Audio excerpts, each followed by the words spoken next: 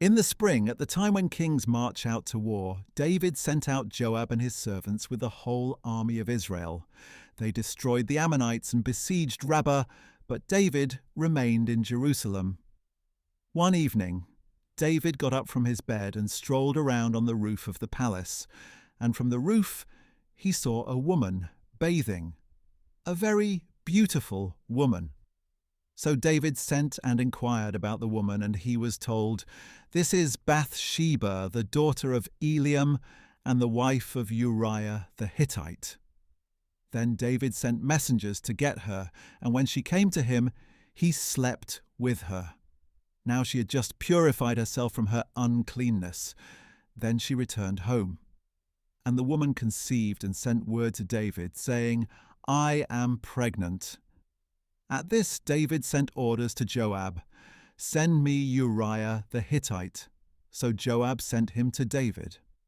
When Uriah came to him, David asked how Joab and the troops were doing and how the war was going. Then he said to Uriah, "Go down to your house and wash your feet." So Uriah left the palace, and a gift from the king followed him. But Uriah slept at the door of the palace with all his master's servants. He did not go down to his house. And David was told, "Uriah did not go home." "Haven't you just arrived from a journey?" David asked Uriah. "Why didn't you go home?" Uriah answered, "The ark and Israel and Judah are dwelling in tents, and my master Joab and his soldiers are camped in the open field. How can I go to my house to eat and drink and sleep with my wife? As surely as you live and as your soul lives, I will not do such a thing." "Stay here one more day," David said to Uriah, "and tomorrow I will send you back." So Uriah stayed in Jerusalem that day and the next. Then David invited Uriah to eat and drink with him, and he got Uriah drunk. And in the evening Uriah went out to lie down on his cot with his master's servants, but he did not go home. The next morning David wrote a letter to Joab and sent it with Uriah. In the letter he wrote, "Put Uriah at the front of the fiercest battle, then withdraw from him, so that he may be struck down and killed."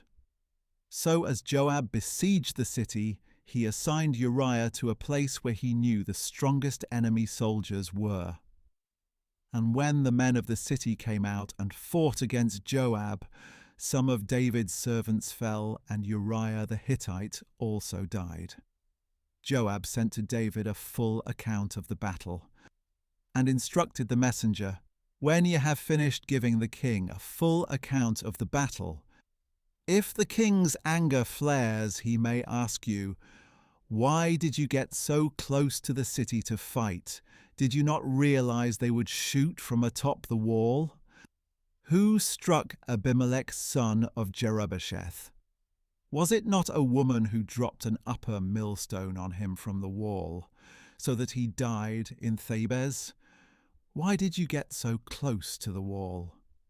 If he asks you this, then you are to say, 'Your servant Uriah the Hittite is dead as well.'" So the messenger set out and reported to David all that Joab had sent him to say. The messenger said to David, "The men overpowered us and came out against us in the field, but we drove them back to the entrance of the gate. Then the archers shot at your servants from the wall, and some of the king's servants were killed, and your servant Uriah the Hittite is dead as well."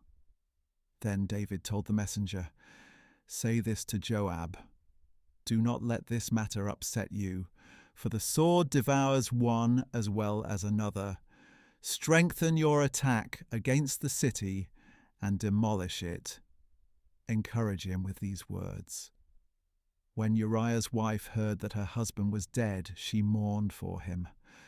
And when the time of mourning was over, David had her brought to his house, and she became his wife and bore him a son.